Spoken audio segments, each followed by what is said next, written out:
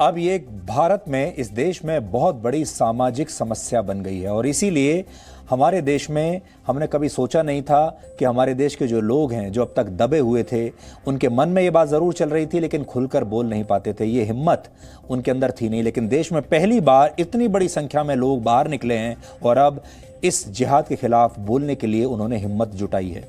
आपने देख लिया कि जिहाद के खिलाफ बोलने पर कैसे खास सोच वाले लोग संगठित हो जाते हैं, सक्रिय हो जाते हैं और फिर उन मीडिया हाउसेस को, उन पत्रकारों को रोकने की कोशिश करते हैं। चाहे उन्हें डराते हैं, धमकाते हैं, उनके खिलाफ FIR करते हैं, जेल भेजने की धमकी देते हैं, कहते हैं अगर जिहाद का नाम लिया तो जेल भेज देंगे और फिर भारत ही नहीं पाकिस्तान से भी धमकियां दिलवाते हैं। इसलिए इन लोगों का सामना करना इतना आसान नहीं है।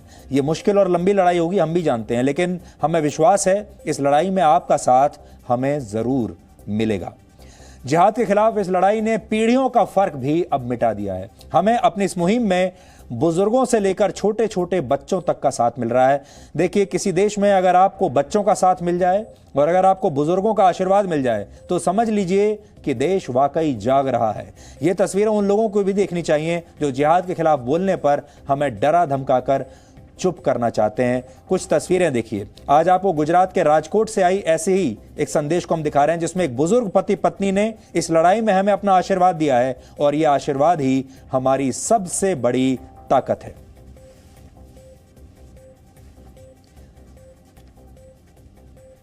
देश के कोने कोने से हमारे लिए ऐसे हजारों संदेश आ रहे हैं जिसमें छोटे छोटे बच्चे जी न्यूज की आवाज बन रहे हैं। वो तस्वीरें आज हम आपको दिखा रहे हैं और उनका समर्थन हमें मिल रहा है। ये जनता की असली आवाज है। ये जी न्यूज देखने वाले लाखों करोड़ों परिवारों की आवाज है। और आज हम आपको एक और बहुत विशेष खास संदेश सुनाना चाहते हैं और यह है 98 वर्ष की एक बुजुर्ग महिला सुशीला जी का संदेश है, जो जम्मू की रहने वाली हैं और DNA की नियमित दर्शक हैं। उन्होंने अपना आशीर्वाद मुझे भेजा है और क्या कहा है वो भी हम आपको बताएंगे। इसके अलावा और बहुत सारे ऐसे बच्चे हैं, युवा हैं जो लगातार अपना समर्थन हमें भेज रहे हैं। देखिए। चौधरी पुत्रा तेरे करना तो फिर नहीं करना, ਜਿਹੜੇ लोग तेरे पीछे भेज रहे ना तो टेंशन नहीं करनी, बस तेरा करना है, ऐसी बात तेरा करना है। जय हिंद। जिहाद मेरा भविष्य निकल रहा है, इसलिए मैं निशेष चौधरी, सुधीर चौधरी अंकल के साथ खड़ा हुआ हूँ। तो जैसा हम आपको कह रहे थे, अगर बुजुर्गों का आशीर्वाद मिल जाए और बच्चों का समर्थन मिल जाए, इसका मतलब यह है कि वाकई देश जाग गया है। हमें मिला यह समर्थन ही हमारी सबसे बड़ी ताकत है और इस बात की खुशी है कि हमें यह समर्थन बिना किसी PR एजेंसी के, बिना कोई बड़े बड़े विज्ञापन दिखाई मिल रहा है। ये ऑर्गेनिक सपोर्ट है। अभी आपने देखा देश भर के लोग कैसे जी न्यूज को अपना समर्थन दे रहे हैं। तो ये सब आप लोगों का विश्वास है, समर्थन है, जिससे जिहाद वर्सेस जी न्यूज के अभियान को देश ही नहीं बल्कि अब पूरी दुनिया में समर्थन मिल रहा है। सच्चाई की इस आवाज को पूरी दुनिया अब सलाम कर रही है। अमेरिका हो, इंग्लैंड हो, दुनिया के दूसरे देश हो, दुनिया में जहां जहां भारतीय बसे हुए हैं, वो लगातार इस बात को, इस खतरे को समझ रहे हैं कि अगर आज हम जैसे पत्रकारों का, हम जैसे मीडिया हाउसेस का जी न्यूज का मुंह बंद कर दिया गया तो फिर भारत में ऐसी पत्रकारिता बचेगी नहीं जिस पत्रकारिता में राष्ट्र हित की बात की जाती हो। इसके बाद आपको सिर्फ खबरों का एक पक्ष ही देखने और सुनने को मिलेगा। प्रवासी भारतीयों के तरफ से लगातार हमें समर्थन आ रहा है। हम आपको दिखाना चाहते हैं कुछ लोगों ने जो हमें वहां से अपने वीडियोस बनाकर भेजे हैं। नमस्कार, राज्य Lakshmi here. I live in New Jersey, USA. And my question is to all the people who are looking at this video, why is our media in India being attacked? Is it an FIR jihad now? What is going on? Why is Sudhir Chaudhary ji of Zee TV being harassed this way? There is an FIR filed against him in Kerala, and is certain people, a group of people, are they trying to stop him? Sudhir Chaudhary ji is one of the reporter that I follow every single day. I listen to his analysis, in-depth analysis of what he's reporting every single day. He's most watched reporter from India in the world. Stop harassing him. Sudhir Chaudhary ji, we are with you. You tell us what you want us to do and we will do it. Entire NRI community is with you. Jai Hind, Bharat Mata ki jai. मैं दर्शन Grewal UK London तो x mayor of हांसलो London and chairman of racial equality council आज साड़ी इत्थे Indian community की meeting हुई है। उस meeting के अंदर ये फैसला लिया गया है जो इंडिया के अंदर डेमोक्रेसी का काम किया जा रहा है, मीडिया के ऊपर अटैक किया जा रहा है, सुधीर चौधरी स्पेशली सुधीर चौधरी के ऊपर केस रजिस्टर किया जा रहा है केरला के अंदर, उसके बारे में डिस्कशन हुई है। हम सब ने ये फैसला किया कल से हम एजिटेशन शुरू करेंगे, इंडियन हाई कमीशन को जाकर के नोटिस देंगे। उसके बाद हम स्कॉटलैंड, आयरलैंड के अंदर भी और वेल्स के अंदर भी जो हाई कमीशन के ऑफिस है उनको जाकर के हम सब नोटिस देंगे कि हम यूके के अंदर भी ऐसे इश्यू कर रहे हैं। नहीं तो वो इमीडिएटली इंडिया के अंदर जो एफआईआर की गई है सुधीर चौधरी जी के खिलाफ उसको वापस लिया जाए और इन्फॉर्म किया जाए आगे के लिए डेमोक्रेसी के ऊपर कोई अटैक ना हो। इसी के ऊपर तो इंडिया नंबर 1 है डेमोक्रेसी के अंदर। आज उसको खत्म करने के लिए ये बाहरी ताकतें जो है ये कोशिश कर रही हैं कि मोदी जी के नाम के ऊपर एक दबा लगे, जिसको स्टॉप करने के लिए हम सब एनआरआई खड़े हुए हैं। हम इसको एजिटेशन को आगे बढ़ाएंगे, अदरवाइज इसको इमीडिएटली स्टॉप किया जाए। Thank you. सुधीर चौधरी जी के ऊपर जो भारत के निर्भीक, निडर और भारत के हर एक कोने कोने से भारत की सुदृढ़ता, भारत की मजबूती के लिए सच्चा समाचार जीटीवी के माध्यम से आप तक पहुंचाते हैं, उनके मनोबल को तोड़ने के लिए जिहादियों द्वारा केरल में जो एफआईआर लगाया गया है उससे बड़ा आघात लगा। मन दुखी है। इससे भी ज्यादा दुखी इस बात का है कि हमारे भारतीय लोग इसके विरोध में अपने भाव तक नहीं प्रकट कर रहे हैं। इस प्रकार से जिहादियों का मनोबल बढ़ता चला जाएगा और कुछ दिनों के पश्चात भारत का दृश्य कुछ और ही होगा। पूरी समाचार जगत में जिहादियों का अधिकार होगा और फिर आप सच्चे समाचार से वंचित हो जाएंगे। इस तरह से धीरे धीरे हमारा भारत जिहादियों के कब्जे में होगा और स्वार्थी भारत को कमजोर करने वाले टुकड़े टुकड़े गैंग या ऐसे लोग भारत पर राज करेंगे और फिर आप पश्चाताप करेंगे। आपने नोट किया होगा कि अचानक पिछले कुछ हफ्तों में जो पत्रकार हैं उन पर हमले हो रहे हैं, अलग अलग जगहों पर एफआईआर हो रही हैं, धमकियां मिल रही हैं, लीगल नोटिस भेजे जा रहे हैं। जो पत्रकार आपके सामने सच रखते हैं उन्हें यह बताया जा रहा है कि सच कहना छोड़ दो वरना मुसीबत में फंस जाओगे, जिहाद के बारे में बात करना छोड़ दो नहीं तो जेल में डाल दिया जाएगा। ये मीडिया के कुछ खास पत्रकारों के खिलाफ एक बड़ी लड़ाई बनती जा रही है और विपक्षी दल जहां जहां जिन राज्यों में उनकी सरकारें हैं वहां वो अपनी सत्ता का दुरुपयोग कर रहे हैं। इसलिए मीडिया के लिए अब ये बहुत ज़रूरी है, हालांकि मीडिया में भी बहुत सारे डिविजन्स हैं, बहुत सारे हिस्से हैं, लेकिन मीडिया के लिए भी अब ये बहुत ज़रूरी है कि पूरा मीडिया एक साथ आकर इस नई चुनौती का मुकाबला करे। और हमें खुशी है कि इस बार कई वरिष्ठ पत्रकार अब खुलकर बाहर निकल रहे हैं और समर्थन कर रहे हैं। इसमें आज कई पत्रकार ऐसे हैं जो वरिष्ठ पत्रकार हैं इस देश के, जिन्हें आपने अलग अलग चैनल्स पर देखा होगा, जिन्हें अलग अलग अखबारों में जिनके बारे में आपने पढ़ा होगा, उनके लेख पढ़े होंगे, वो सब आज बाहर निकले हैं और उन लोगों ने ये हिम्मत दिखाई है कि अब हम हिम्मत दिखाकर खुलकर सामने आएंगे और ये जो मुहिम चल रही है पत्रकारिता के खिलाफ इस देश में, उसे हम रोकेंगे। आज कुछ पत्रकार सामने आए हैं, हम आपको दिखाना चाहते हैं और हम उम्मीद करते हैं कि इस देश में और बड़ी संख्या में अलग अलग मीडिया हाउसेज, न्यूज़पेपर्स और अलग अलग न्यूज़ चैनल्स के लोग ऐसे ही हिम्मत दिखाकर इस बार इस लड़ाई में मिलकर इस देश का साथ देंगे। ये एक बहुत बड़ा खतरा है और ये गठजोड़ है उन लोगों का जो कट्टरपंथी सोच रखते हैं, सामान्य सोच नहीं रखते हैं और उसी कट्टरपंथी सोच को बढ़ाना चाहते हैं।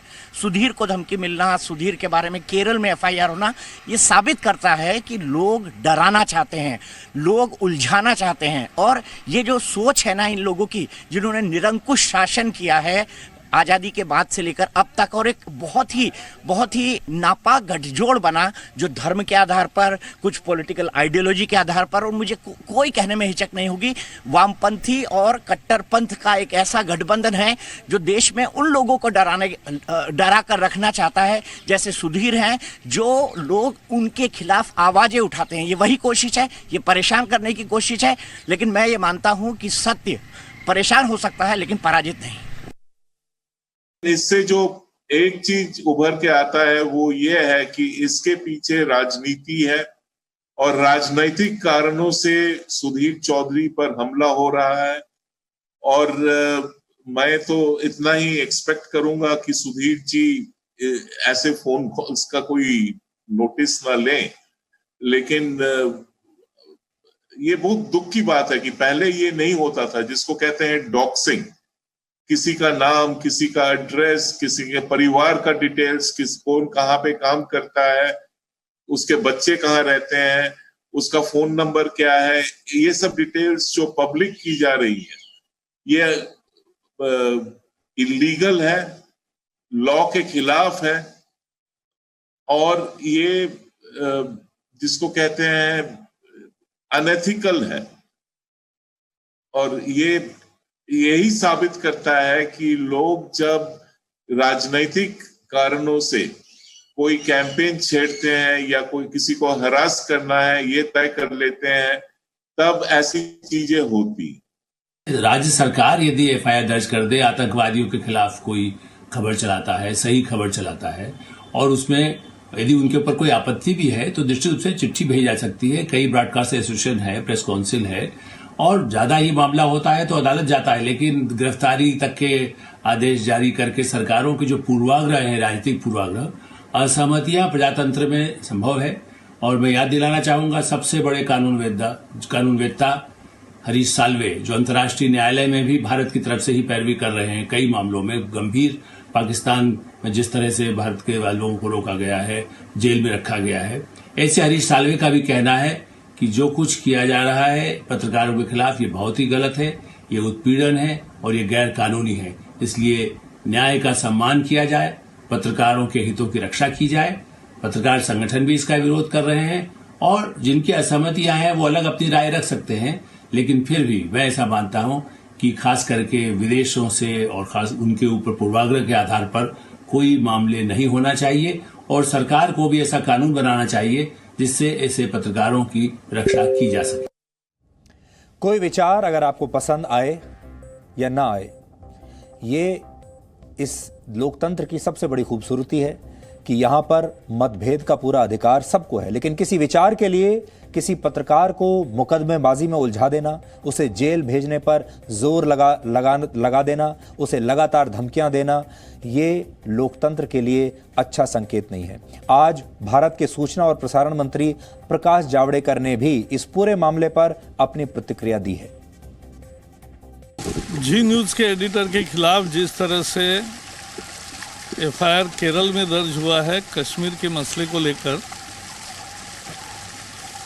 ऐसा मुझे एक चिंता का विषय लगता है कि चुनिंदा पत्रकारों को चुन कर उनके खिलाफ देश के अन्य भागों में एफआईआर लगाना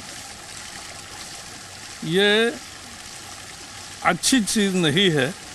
जो भी कर रहे हैं उनको समझना चाहिए कि इससे लोकतंत्र मजबूत नहीं होगा। कोई भी शिकायत है तो प्रेस काउंसिल है, तो चैनल का विषय है तो चैनल के ब्रॉडकास्टर्स एसोसिएशन है, जिनके पास कोई भी जा सकता है, और अगर गलत है तो वो ज़रूर माफ़ी मांगने को लगाते हैं। तो इस व्यवस्था में भी विश्वास होना चाहिए। मेरी सबसे अपील है कि प्रेस की आज़ादी को महत्वपूर्ण मानकर और उसको प्रतिबंधित नहीं करना चाहिए। और हमारी मुहिम को देखकर, हमारी हिम्मत को देखकर हमें लगातार आप सबका समर्थन मिल रहा है। इसमें आम लोग भी हैं, नेता भी हैं, पत्रकार भी हैं, देश के विचारक भी हैं। वीर सावरकर के पोते रंजीत सावरकर ने भी आज अपना समर्थन हमें भेजा है। रंजीत सावरकर का क्या कहना है ये भी आप सुनिए।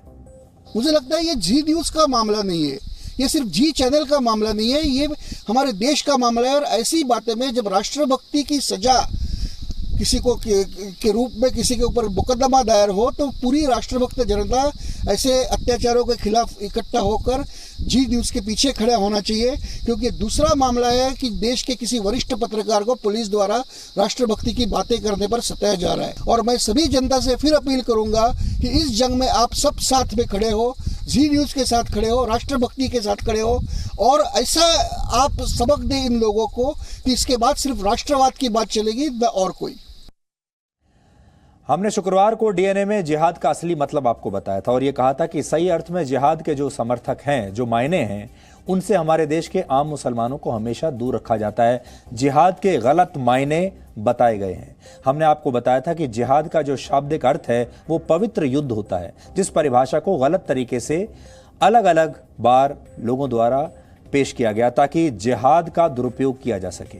जिहाद को खून बहाने की एक हथियार के रूप में इस्तेमाल किया जाए। इस पवित्र युद्ध को धर्म युद्ध बताकर दुनिया भर में इसका आतंकवाद के तौर पर इस्तेमाल होता है। लेकिन हमने जिहाद के सही अर्थ के बारे में क्या बताया कि इस्लाम और धर्मनिरपेक्षता के ठेकेदार, उन्हें बड़ा मजा आने लगा और उन्हें लगा कि वो जीत गए। उन्हें यह दिखने लगा कि हमने धर्म परिवर्तन कर लिया है। ऐसे लोग जिहाद का सही अर्थ बताने पर हमारा मजाक उड़ाने लगे और उन्हें यह गलत फहमी हो गई कि शायद एफआईआर के डर से हमने अपने विचार बदल लिए हैं। आज हम उन सारे लोगों को ये बताना चाहते हैं कि वो पहले सोच लें। उन्हें भारत में लोकतंत्र की आज़ादी भी चाहिए और उन्हें भारत को इस्लामिक राष्ट्र भी बनाना है।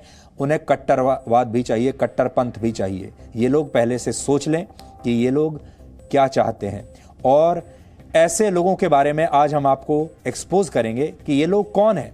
आप सोचिए कि ये वो लोग हैं जो तुरंत, अगर हमने कोई सही बात भी कही, तुरंत उसका गलत मतलब निकालते हैं और फिर मीडिया में उसका प्रचार करते हैं। और इसी सोच की वजह से जिहाद का मतलब समझाने वाली डीएनए की उस क्लिप को सोशल मीडिया पर वायरल किया गया। कई ऐसे नेता और तथाकथित बुद्धिजीवियों ने ट्विटर पर इस क्लिप को, इस वीडियो को लाइक किया है, इस पर कमेंट किया है और रीट्वीट किया है। और इन लोगों में मैं आपको आज लिस्ट लेकर आया हूं कौन कौन लोग इसे लाइक कर रहे हैं और रीट्वीट कर रहे हैं। इन लोगों में जम्मू कश्मीर के पूर्व मुख्यमंत्री उमर अब्दुल्ला हैं, जेएनयू के पूर्व छात्र संघ के नेता उमर खालिद हैं, सुप्रीम कोर्ट के पूर्व जस्टिस मार्कंडे कादजू, ये लोग हैं। इन लोगों से सवाल यह है कि अगर कोई दूसरे धर्म का व्यक्ति इस्लाम धर्म के बारे में कुछ बताएगा तो क्या वो अपना धर्म परिवर्तन कर लेगा? क्या उसे आप मुसलमान बना देंगे? इसी तरह अगर कोई दूसरे धर्म का व्यक्ति हिंदू धर्म के बारे में कोई बात समझाएगा तो क्या हम उसका धर्म परिवर्तन कर देंगे? ये जो सारे लोग हैं जिन्होंने इसको लाइक किया है, रीट्वीट किया है और अपने अपने कमेंट्स इसमें डाले हैं, अब आपको ये समझ में आया होगा कि ये सब लोग जब सत्ता में होते हैं, जब ऐसी जगह पद पर बैठे होते हैं जहां इनके पास ये शक्ति होती है, अधिकार होता है कोई भी फैसला लेने का, तो ये कैसे फैसले लेते होंगे। उमर अब्दुल्ला का हमने आपको नाम बताया। अब आपको समझ में आया होगा कि उमर अब्दुल्ला कितने निष्पक्ष रहते होंगे जब ये मुख्यमंत्री थे। इसी तरीके से मार्कंडे कादजू अब तो रिटायर हो गए हैं, लेकिन उन्होंने अपनी विचारधारा दुनिया के सामने रख दी है। और ये सारे लोग ये कह रहे हैं कि ये बात कहकर जिहाद की जो अच्छी बातें हमने प्राचीन काल से उठाकर आपको बताई, उसमें उनका लोगों का कहना है कि मैंने अपना धर्म परिवर्तन बदल दिया है, अब मैं किसी मौलाना की तरह बात कर रहा हूं और आगे जब मैं दोबारा से कभी डीएनए की शुरुआत करूंगा तो बिल्कुल एक मौलाना की तरह ही करूंगा। लेकिन इनके ये इरादे कभी भी पूरे नहीं होंगे। असल में जो लोग ऐसी बातें कर रहे हैं वो इस देश में अभिव्यक्ति की आज़ादी भी चाहते हैं और अंदर ही अंदर ये भी चाहते हैं कि ये देश इस्लामिक राष्ट्र बन जाए। इन लोगों से किसी हिंदू या इस्लाम पर टिप्पणी करना या तो उसके बारे में समझाना इन्हें अच्छा नहीं लगता। इसलिए ऐसे लोगों को आपके सामने हम बेनकाब करना चाहते हैं। No signal, no worry. Presenting Z News app with live TV, latest updates and expert opinion. Available on Google Play and App Store. Download it now.